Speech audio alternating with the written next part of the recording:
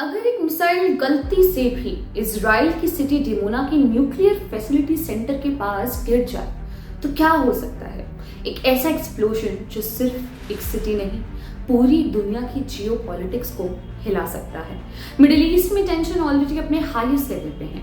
Iran और Israel के बीच conflict अब सिर्फ मिसाइल स्ट्राइक्स तक नहीं लिमिटेड है, अब इसमें एंट्री हो चुकी है ग्लोबल सुपर पावर्स की। और इसी बीच डोनाल्ड ट्रंप का एक ट्वीट सिर्फ एक वार्निंग नहीं बल्कि न्यूक्लियर एस्केलेशन का सिग्नल भी माना जा रहा है। लेटेस्ट रिपोर्ट्स के अकॉर्डिंग ईरान ने इजराइल के साउदर्न रीजन पर मल्टीपल मिसाइल स्ट्राइक्स कुछ दिन पहले लॉन्च किए थे। इनमें से कुछ मिसाइल्स डिमोना और अरब जैसी सिटीज तक गिरे। इनिशियल रिपोर्ट्स के मुताबिक 100 से ज्यादा लोग इंजर्ड हुए, रेजिडेंशियल बिल्डिंग्स डैमेज हुई, एक स्कूल कोलैप्स हो गया और इमरजेंसी सर्विसेज को मास कैजुअलिटी सिचुएशन डिक्लेयर करना पड़ा। इन्हीं स्ट्राइक्स में से एक मिसाइल निजेव डिजर्ट रीजन में गिरा जो इजराइल के Shimon Peres Negev nuclear research centre के पास लोकेटेड है। लकीली न्यूक्लियर फैसिलिटी को कोई डायरेक्ट डैमेज रिपोर्ट नहीं हुआ, रेडिएशन लीकेज भी डिटेक्ट नहीं हुई। लेकिन एक्सपर्ट्स का कहना है कि अगर मिसाइल का ट्रेजेक्टरी थोड़ा सा भी चेंज होता तो कॉन्सिक्वेंसेस काफी डेंजरस हो सकते थे। और डिमोना वही जगह है जहां इजराइल का most secret nuclear research centre located है। Why Iran targeted this area? Iran का कहना है कि अटैक रिटेलिएशन था। कुछ दिन पहले यूएस और इजराइल ने ईरान के नेटान्ज न्यूक्लियर फैसिलिटी पर स्ट्राइक्स किए थे। नेटान्ज ईरान के सबसे इंपॉर्टेंट यूरेनियम एनरिचमेंट सेंटर्स में से एक माना जाता है। इसी अटैक के रिस्पॉन्स में ईरान ने इजराइल पर मिसाइल स्ट्राइक्स लॉन्च किए और डिमोना को टारगेट करना एक सिंबॉलिक मैसेज भी था। मैसेज सिंपल था, अगर तुम हमारे न्यूक्लियर फैसिलिटीज को टारगेट करोगे तो हम भी तुम्हारे न्यूक्लियर इंफ्रास्ट्रक्चर थ्रेटन कर सकते हैं। Nuclear war risk. अब सबसे बड़ा सवाल ये है कि क्या ये कॉन्फ्लिक्ट एक न्यूक्लियर वॉर तक पहुंच सकता है।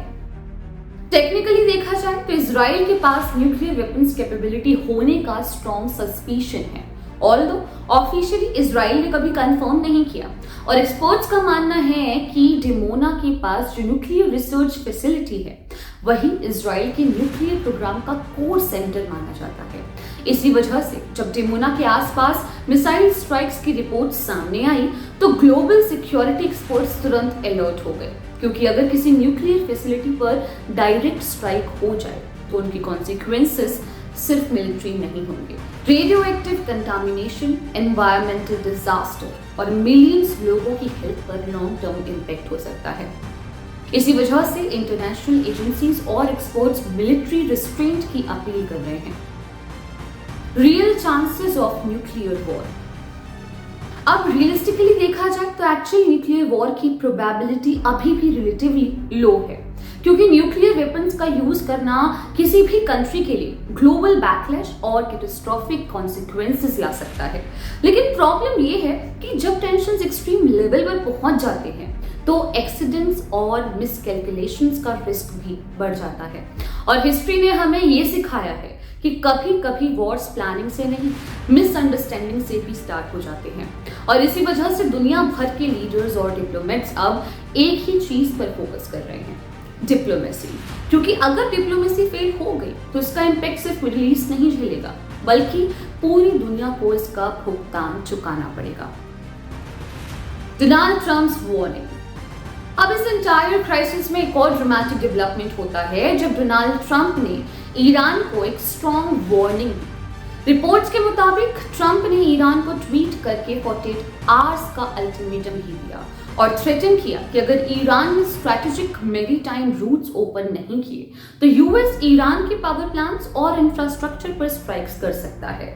पर सवाल वहीं जाके खड़ा हो जाता है कि कुछ भी होता हुआ तो अभी तक नहीं नजर आ रहा।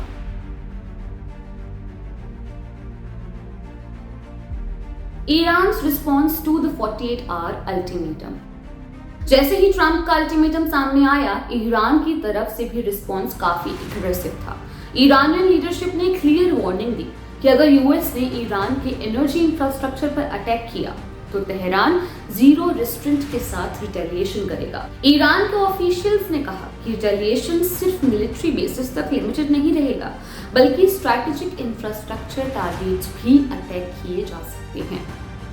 एक्सपर्ट्स के अकॉर्डिंग ईरान की रिटेलिएशन स्ट्रैटेजी का फोकस हो सकता है इंफ्रास्ट्रक्चर वॉरफेयर, यानी डायरेक्ट सिटीज के बजाय क्रिटिकल सिस्टम्स को टारगेट करना। Number 1, energy infrastructure.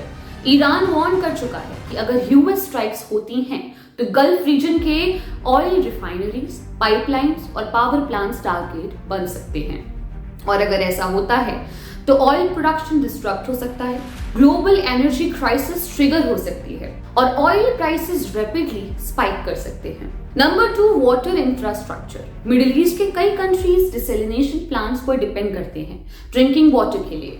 अगर ये फैसिलिटीज डिस्ट्रॉय हो जाती हैं तो मिलियंस लोगों की वाटर सप्लाई डिस्ट्रक्ट हो सकती है और ह्यूमैनिटेरियन क्राइसिस क्रिएट हो सकता है।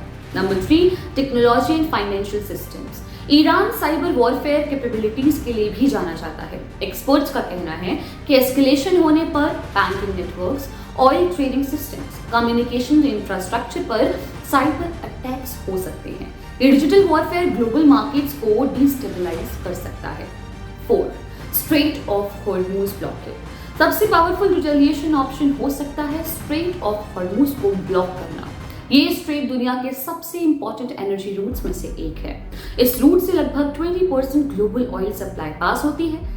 ईरान का कहना है कि जो कंट्रीज न्यूट्रल रहेंगी या ईरान के अगेंस्ट वॉर में पार्टिसिपेट नहीं करेंगी, उनके लिए स्ट्रेट ऑफ हॉर्मुज ओपन रहेगा, लेकिन जो कंट्रीज इजराइल और यूएस का ओपनली सपोर्ट करेंगी, उनके लिए शिपिंग रूट्स रिस्ट्रिक्ट किए जा सकते हैं। और अगर ये रूट कंप्लीटली ब्लॉक हो गया तो ग्लोबल ऑयल प्राइसेस एक्सप्लोड हो सकते हैं, शिपिंग रूट्स डिस्टर्ब हो सकते हैं और वर्ल्ड वाइड इन्फ्लेशन इंक्रीज हो सकता है। Trump's double game angle. इस एंटायर सिचुएशन में एक इंटरेस्टिंग पॉलिटिकल एंगल भी एग्जिस्ट करता है। एक तरफ ट्रम्प ओपनली ईरान को थ्रेटन कर रहे हैं, दूसरी तरफ उन्होंने पास्ट में ये भी सिग्नल दिया था कि ईरान में रिजीम चेंज होना चाहिए। कुछ एनालिस्ट्स का मानना है कि यूएस प्रेशर स्ट्रैटेजी यूज कर रहा है, middle east power balance change करने की कोशिश हो रही है और ईरान को पॉलिटिकली आइसोलेट किया जा रहा है। इसी वजह से कुछ क्रिटिक्स ट्रम्प पर एक्यूज करते हैं कि वो पब्लिकली पीस की बात तो करते हैं, लेकिन ग्राउंड लेवल पर मिलिट्री प्रेशर भी इंक्रीज हो रहा है, यानी डिप्लोमेसी और प्रेशर दोनों पैरेलल चल रहे हैं। Iran's condition to stop the war. अब एक इंपॉर्टेंट क्वेश्चन ये भी है कि क्या ईरान एक्चुअली वॉर को स्टॉप करना चाहता है?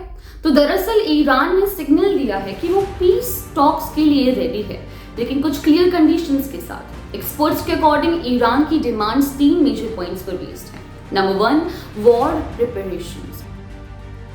ईरान का कहना है कि यूएस और इजराइल के स्ट्राइक से मिलिट्री बेसिस, इंफ्रास्ट्रक्चर और सिविलियन एरियाज को हेवी डैमेज पहुंचाया है।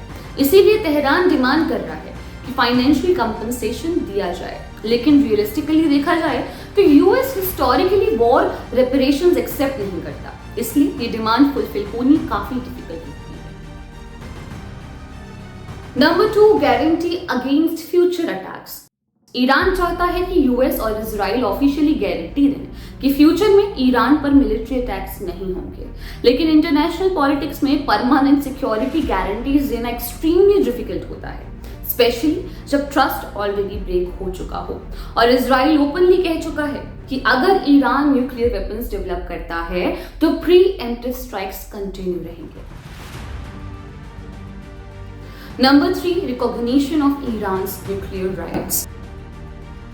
ईरान की तीसरी डिमांड डिप्लोमेटिक है। तेहरान चाहता है कि इंटरनेशनल कम्युनिटी ईरान के पीसफुल न्यूक्लियर प्रोग्राम को रिकॉग्नाइज करे। ईरान का कहना है कि nuclear technology research, civilian nuclear energy उसका लेजिटिमेट राइट है, लेकिन यूएस और इजराइल का कंसर्न है कि ये प्रोग्राम फ्यूचर में न्यूक्लियर वेपन्स डेवलपमेंट की तरफ भी मूव कर सकता है। Can the US accept these demands? Realistically देखा जाए तो ईरान की डिमांड्स एक्सेप्ट करना यूनाइटेड स्टेट्स के लिए पॉलिटिकली और स्ट्रेटेजिकली बहुत कॉम्प्लिकेटेड है। कुछ एक्सपर्ट्स का मानना है कि रिपेरेशंस एक्सेप्ट करना डिफिकल्ट होगा, सिक्योरिटी गारंटीज प्रैक्टिकली इन्फोर्स करना ऑलमोस्ट इम्पॉसिबल है और साथ ही न्यूक्लियर रिकॉग्निशन पर इजराइल स्ट्रॉन्ग अपोजिशन करेगा। इसी वजह से नेगोशिएशंस डेडलॉक में फंस सकती हैं। अब सिचुएशन एक डेंजरस पॉइंट पर खड़ी है। ईरान कह रहा है पीस पॉसिबल है लेकिन कंडीशंस के साथ, और यूएस कह रहा है प्रेशर तो कंटिन्यू रहेगा जब तक ईरान अपनी पॉलिसीज चेंज नहीं करता। और अब सबसे बड़ा सवाल, क्या ये कॉन्फ्लिक्ट और एस्केलेट होगा? क्या ईरान और इजराइल डायरेक्ट वॉर में एंटर करेंगे? और क्या दुनिया एक और मेजर न्यूक्लियर क्राइसिस के एज पर खड़ी है? ये आने वाले कुछ वीक्स डिसाइड करेंगे। लेकिन इस एंटायर कॉन्फ्लिक्ट में एक और कैरेक्टर है जिसका रोल बहुत कंट्रोवर्शियल माना जा रहा है, डोनाल्ड ट्रंप। नेक्स्ट वीडियो में हम एक्सपोज करेंगे ट्रंप की middle east strategy, Iran Israel war में उनका रियल रोल और कैसे कुछ एनालिस्ट के अकॉर्डिंग वो ग्लोबल जियोपॉलिटिक्स को मैनिपुलेट कर रहे हैं। So make sure you subscribe, क्योंकि नेक्स्ट वीडियो में हम ट्रंप के जियोपॉलिटिकल गेम को डिटेल में डिकोड करने वाले हैं। Thank you.